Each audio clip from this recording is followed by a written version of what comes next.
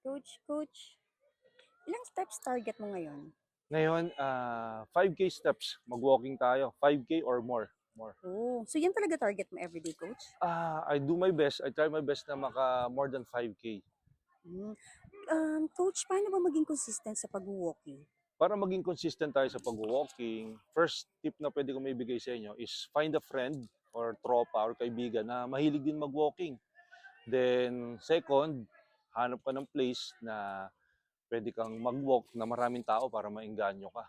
Tapos, third is pwede naman kasama mo yung alaga mong aso, ilakad mo. Fourth is kung mag-isa ka naman, put your earphones, makinig ka sa audiobook, makinig ka sa music na favorite mo para mas tumagal ka.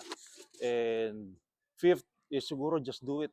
Yun lang, be consistent, i-track mo yung steps mo by using smartwatch or uh, Google Fit app, libre yun, or Strava, para makita mo kung gumagalaw ka talaga. Conscious ka kung ilang steps yung nagagawa mo. Kasi pagka hindi mo alam kung ilang steps yung nagagawa mo, pwede kang tamarin. Akala mo naka 5K ka na, hindi pala. So, ayun lang, yun yung mga basic tips na pwede kong maibigay sa inyo. Important is to build the momentum na regular dapat kayo mag-walk or mag-step. So, yun lang. Start ka na. Bye-bye.